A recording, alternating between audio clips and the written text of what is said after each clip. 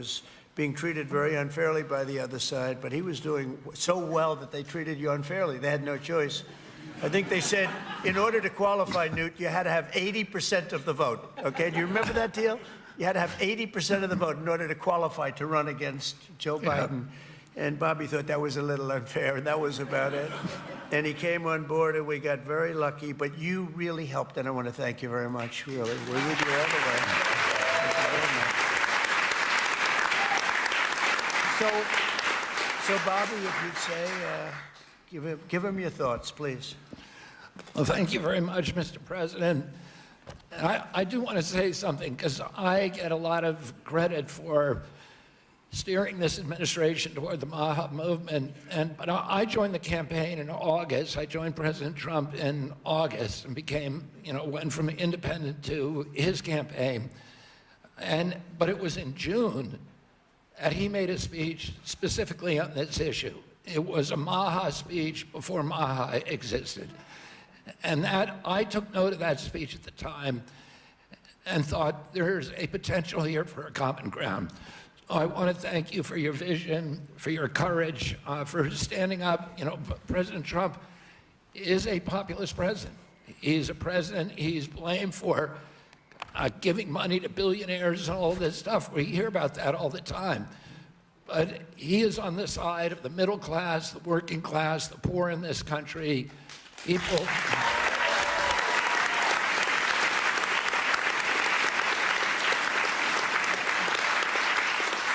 And I've been following, I've met every president since my uncle was president. And I've never seen a president, Democrat or Republican, that is willing to stand up to industry when it's the right thing to do, and they're willing to talk about really difficult issues and to hold his stand on those issues. I've never seen anything like it, and I'm very, very grateful to you. I've sat with industry again and again in a room with him and heard him say, we can't do that. We're going to do something different, deliver news that they didn't want to hear. Oh, I'm grateful to this. This is a milestone. There's never in American history has the federal government taken a position on public health like this. And because of President Trump's leadership, it's not just one cabinet secretary, it's the entire government that is behind this report. And I can say again, I talked a little bit about when I met Rachel Carson as a boy. My uncle tried to do this, but he was killed and it never got done. And ever since then, we've been waiting for a president who would stand up and speak on behalf of the health of the American people and say, there is no difference between good economic policy, good environmental policy, and good public health policy, and good industrial policy. We can have all of them, but we need a united cabinet, and we need to go forward as a single people. I want to thank you for that, President Trump. Thank you very much. Thank you.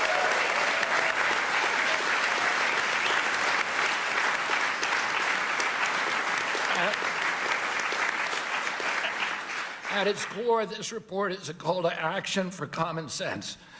We've relied too much on conflicted research, ignored common sense, or what some would call mother's intuition.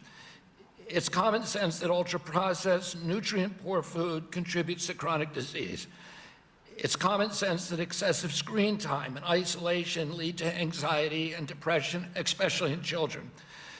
It's common sense that exercise and healthy food should come before prescriptions and surgery.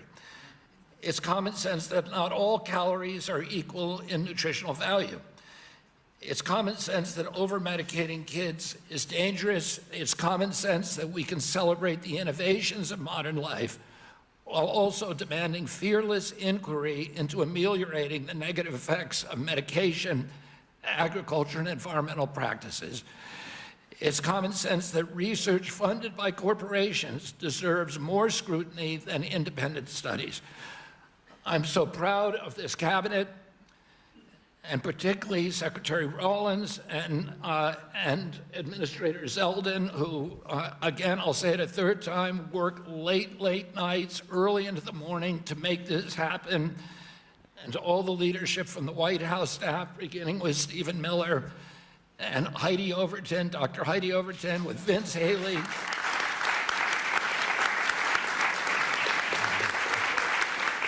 Their leadership and their steady hand in getting us to the goal line we could not have done it without them. They helped us grapple with weighty issues and committed this administration to solving large, complex challenges like children's health. We're joined here by senators, advocates, governors who I have worked with, and CEOs who I know who are all ready to begin carrying out this mission. This is the beginning of a conversation, a national conversation that we are going to have with maturity, with nuance, for the first time in history, thanks to your leadership, President Trump. There is a reason that the MAHA moms sided with you, President Trump. It's because this administration has the bravery to tell the truth and solve problems through innovation and not nanny state regulation. President Trump, I'm honored to present you the MAHA report and work with this incredible cabinet that you have brought together to make our children healthy again.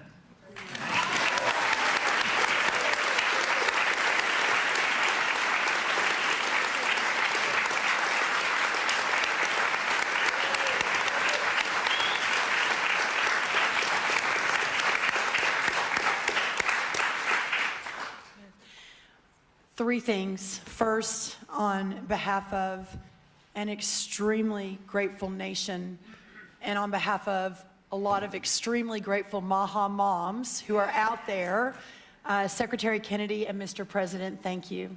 I see a MAHA mom and grandma and our amazing Chief of Staff right there, Susie Wiles. I see a MAHA mom and Caroline Levitt all across our cabinet. Sir, my oldest son, Luke, is here. Stand up, Luke. I am a MAHA mom of 4. And this hits particularly close to home for every single one of us in this room. That's the first thing.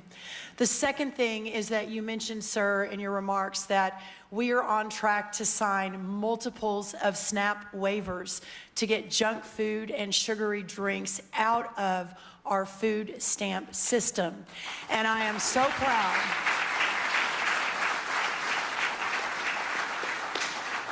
I am so proud to announce that on Monday, I was in Nebraska with Governor Pillen, where we signed the first one. An hour ago, I signed the second one for Governor Braun in Indiana. He may not even know that. I've got it right here, sir.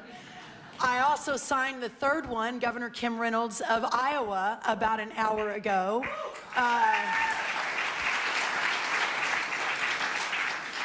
With a half a dozen more coming down the line. And sir, that has never happened before. Under Republican or Democrat administrations, we have never made that happen before. So I am so proud and so grateful for your leadership. We have Governor Morrissey here, who was the first one to apply from West Virginia. Oh, Governor Morrissey.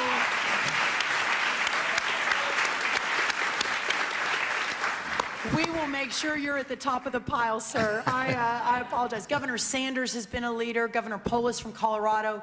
It has been remarkable how these governors have stood up. That's the second thing. The third and final thing, sir, is we all know that at the center of making America healthy again is making American agriculture great again. Without American agriculture at the center of this discussion, we have the most robust, the safest, the best agriculture system in the world.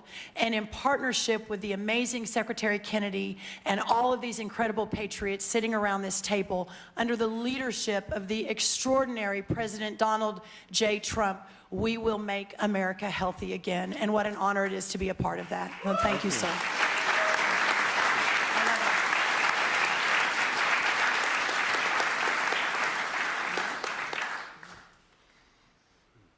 Mr. Policy Man, you want to say something? Big policy man here.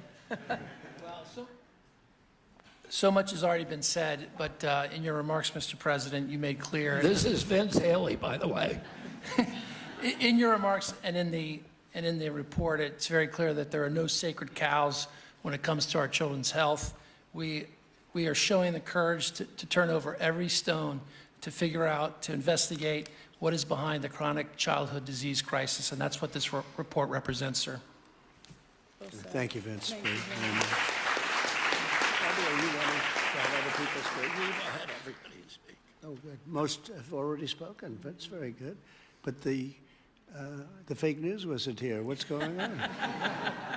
I mean, Oz, I want to thank you for your work. Would you have anything to say to the media? Thank you, sir. I think it's a moral failing if we don't address this, but it's definitely a financial failing as well. 50% of children are on Medicaid or on the CHIP program. It is an obligation we all have to address this reality. As you know, the cost of Medicaid has gone up 50% in 5 years. Right. I thank you very much for A man who's just so highly respected, Dr. Marty McCary. Would you say a couple of words, please? Thank you, Mr. President. The United States is the best in the world when it comes to proton beam therapy, CAR T, sophisticated operations. But when it comes to the health of the population, it's been a 50-year failure. And we have got to change course, and it's not until you have had the courage to let us take on these giant issues, as Vince Haley said, without any sacred cows, that we've been able to change. And I think this will transform our healthcare system from a reactionary system where doctors are playing whack-a-mole to a proactive system. So thank you, Mr. President. Thank you very much. Thank you, man. Highly respected man. Jay, please say a few words. Thank you. Thank you, Mr. President. I said earlier already that it's shocking to me that what this report says, which is that our kids will live less long, less healthy, more unhappy lives than we will as parents. We can't have that. I'm so proud to be part of this moment because that doesn't have to be the future. We can change things by doing excellent gold standard science, understanding the root causes of all these problems, reversing it.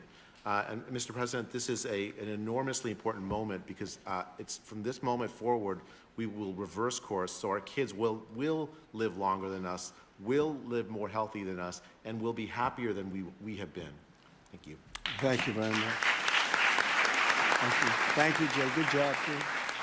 I have to say we have the greatest farmers in the world, and we love our farmers, and we want to pay respect to our farmers, and we always will. And we won the farmers by a lot in the election, in every election, all 3 elections, and we won by a lot. And I will never forget that. And they are foremost in our thought. And representing, I think, the farmers better than just about anybody can do is Senator Roger Marshall. Could you say a couple of words, Roger, please?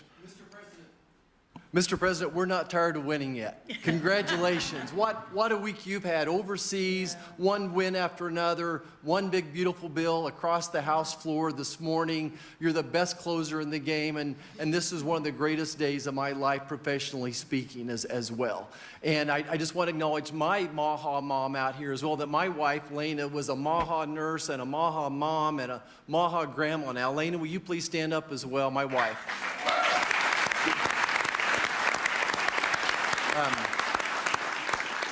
Mr. President, as you know, I spent 25 years delivering babies most every day. We saw a huge epidemic of diabetes, of pregnancy, and this has exploded in so many different directions now. We have an epidemic in mental health in our youth, obesity rates 20%, 30%, of our children on a prescription drug, 60-70% of adults on a prescription drug. We can do better than this. And it does start with the farmer. It starts with soil health. And I just want you to know that our farmers are so committed to this as well. And so many of them are already doing great things. They're making the soil healthier. They're using less pesticides. They're doing all the right things. It's going to take a little bit more effort and time to get everybody with those practices. But the American farmer and rancher were the original environmentalists, the original conservationists, and they'll be right here working beside us, and we appreciate your support of them as well. Thank you, Roger. Great. Thank you. So I think I'll close by just saying that something happened a week ago that was very, very important, profound, but very important in so many ways. For years, I noticed that other countries paid much less for drugs and pharmaceuticals than we did. But I don't mean 2% less or 10%, which would be good, but I don't mean 20 or 25 or 30%. I mean, sometimes we paid 10 times more, 12 times more, 13 times more than other countries, where people from our country would be seen going into Mexico and seen going into other countries, leaving on trips and bringing their drugs home because they'd get in London, they'd be able to buy a drug for 1/10 the price of what it costs in New York City. And I watched this, and I watched it during my term, and I didn't like it. I didn't like it. And it's a very complex system, but, you know, we're smart also, maybe much smarter than they are. And at some point, we had to figure out, and I heard it was the middleman. Nobody told me who the middleman was. Nobody knew who the middleman was. Nobody ever heard. All I heard is the middleman. I said, they've got to be the richest people in the world, whoever they are. We don't even know if there is a middleman. All I know is that the drugs were 10 times higher and sometimes more than that. And I really got into it over the last year, and I figured the whole system out. And for various and sundry reasons, the United States of America was being screwed, and we were being taken advantage of and being laughed at for years and years. And I said, it's not going to happen anymore. And I brought a great gentleman, the head of Eli Lilly, in, who's great. He really is. He's great. He's done a fantastic job, and others also of the companies. And I'd have it out with him. I had debates with him, actually, and pretty much it was a debate that was impossible to lose. You had to be a real bad debater to lose that debate, because they couldn't justify it. They tried to say, well, you know, we pay for research and development, and the United States has agreed to pay for 100%. I said, why? Why are we paying? And by the way, that wasn't even the number, because it's still way too high if you took all the research and development. But you have other countries that are a lot more vicious than us in terms of their representatives. And they'd set a price for a drug, and they'd say, tell the United States to pay for the rest. We were subsidizing the whole world. And I said, we're not going to do that anymore. We've been a laughing stock for so many years. The last 4 years, we've been a laughing stock. I said it. We were a laughing stock, and now we're the most respected, and we're the hottest country in the world. We're going to remain that way. We're going to do that with drug costs, too. And so I said, I'm going to do something that's a very unpopular thing to do with a small number of people, mainly the people that own the drug companies and others. And I'm not even blaming them. They were able to get away with it. But it was really other nations that took advantage of us, because the drug companies were under their thumb. And they would say, this is what I'm going to pay. And the European Union was right at the top of the list. Let me tell you, we're going to pay $20 for this, and we're not going to pay any more. And America would pay $240 for the same thing that they're paying $20. They said, tell America to pay for the rest. And for years, they went along aimlessly, and they did it. And I started making changes, and I'll never forget the end of my first term, which was very successful. We had the best stock market ever. We had the best economy ever of any president. We went up 88% in the stock market, as an example, and I think 116% in one of the other indices. And we had, we're doing well, but this whole thing with the drug costs, it always bothered me. And I started really studying it, and it's very complicated stuff. And I said, you know what? We are paying so much more, and I demanded favored nations. We're the biggest buyer, we're the best buyer, we're the most solid buyer, we're the one that paid for all of the research and development. And I said, we're going to do something that's earth-shattering. So at the end of my first term, I was so proud, because it's the first time in 28 years that any president reduced drug prices during the course of 4 years. And you know what the number was? 1/4 of 1%. But it was down 1/4. Think of it, 1/4 of 1%. Very little. Essentially, they remained the same. But I wanted to get it down, and I was so proud. I thought I was the greatest guy in the world. I took it down 1/4%, and I had news conferences. I was bragging. I'm the only one that did it 28 years. And then I said, that's not very much, because we were still paying so much more. And I decided I've got to break the system. And it's the most powerful lobby in the world, the drug company. Most powerful they are, the most powerful. And I'm not saying bad, good. I'm not saying anything, but they have tremendous power over the Senate, over the House, over the governors, over everybody. And they spend more money, billions and billions of dollars. And I said, I don't care. I have to do what's right. and I declared a favored nations, most favored nations, where the United States from now on is going to pay the exact same price as the lowest price anywhere in the world. In other words, if you take... Right? In other words, if you take the country that's paying, and let's say in a certain part of, there may be some country out there that pays a little bit less for very good reasons because of the fact, a thing called poverty or whatever. But we take the lowest country, say European Union countries as a whole, that would be fine. Or take individual countries within the European Union, or take various countries that nobody's even heard about. We pay the lowest. And what that's going to mean, and I'd like to put somebody to police it because it should start immediately. It shouldn't start in 2 years, 3 years, 5 years. They'll say, yes, it kicks in. They always say kicks in, Marty. It kicks in, sir, in 4 years, and then 4 years they get it changed. It should mean, so remember I told you I was happy with 1/4%. It could mean anywhere from 70% to 89% reduction in drugs and pharmaceuticals. That's a little different, right? And I've actually had some congressmen call me and they say, sir, can we talk about this? I said, no. They wanted to talk because, there's tremendous power against them. And I understand that. And every one of them was covered. Senators were. I see Roger smiling, and Roger probably was too. But you know what? He wants to do the right thing, right? He wants to do the right thing. And we're doing the right thing. We're taken advantage of, and forget the drug companies, we're taken advantage of by other countries that insisted with the drug companies that they were going to pay X dollars, and we're not paying any more, and you're not doing business here. And they were nasty about it because these people are almost sort of afraid of them. And we are going to now get a reduction in drug costs of up to 89% in some cases, but 50% would be a bad number.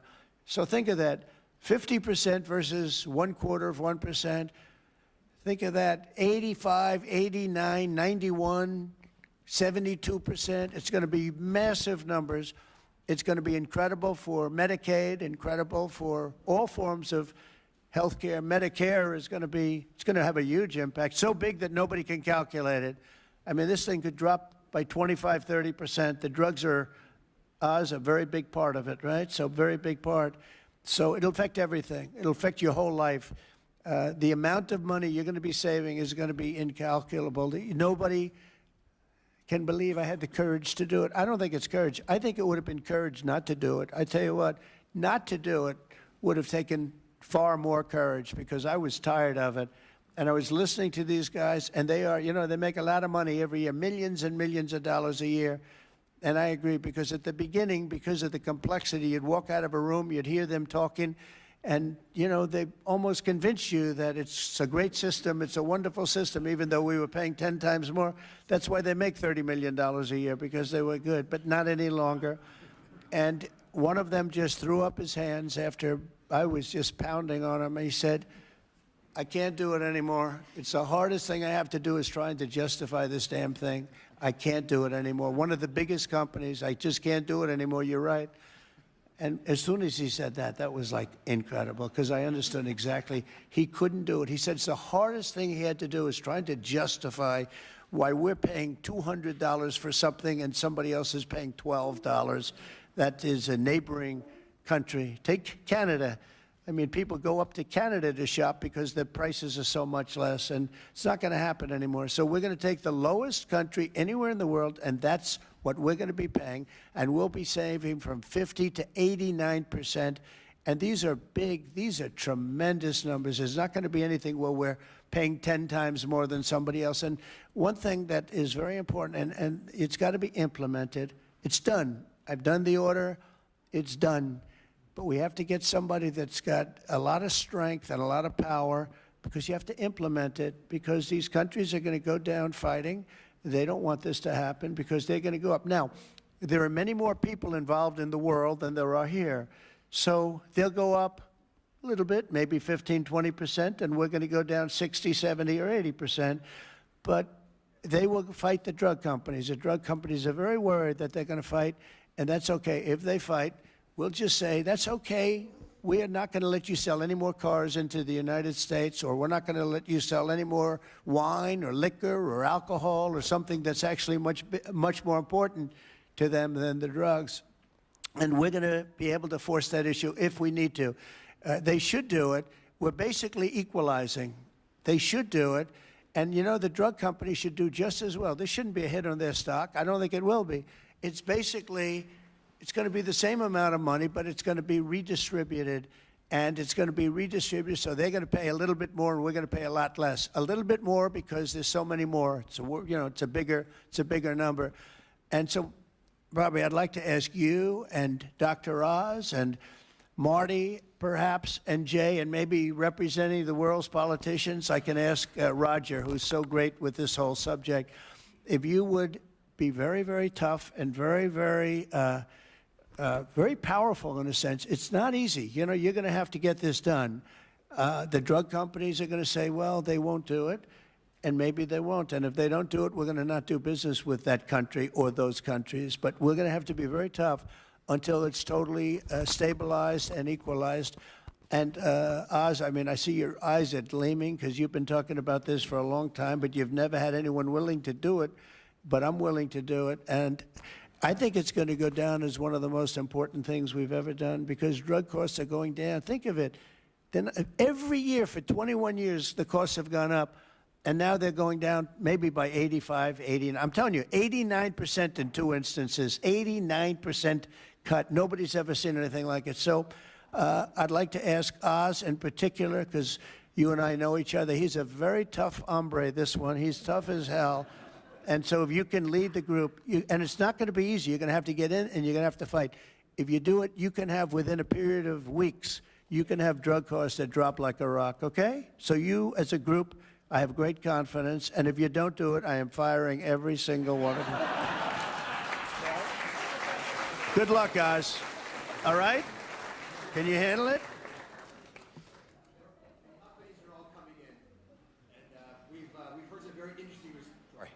The companies are all coming in. We've had some very promising interactions. So Okay, good. I give you a little gonna time to be a the tough ones. hombre. You'll do a great job. I have no doubt about it. Thank you very much. Any help, I will be there to help you, okay? But you mentioned something that has not been discussed in the past. People have talked about drug prices in a silo and in isolation. But when you start going to the countries where they give discounts to because they're getting beaten up there and you support these companies, they see a huge upside potential, and even greater than the numbers you mentioned. Right. They should be able to charge more than what they would historically have been tolerant of if they have the support of the U.S. government and you. And Secretary Kennedy is aware of all these discussions. Well, they were artificially low and artificially high. We were artificially high. They were artificially low. We're not going to let that. And I think you're going to be able to handle it pretty easily. But speed is very important because we can do this immediately. This doesn't take 2 years, 3 years. It doesn't take a month. So do the best you can. Thank you very much. Thank you, everybody. Thank you very much. Thank you, Bobby. Are we concluded, Bobby? Yes. Go ahead. Why don't you Thank you, finish it Mr. off? President. Let's all give a hand for President Trump for his leadership. Thank you.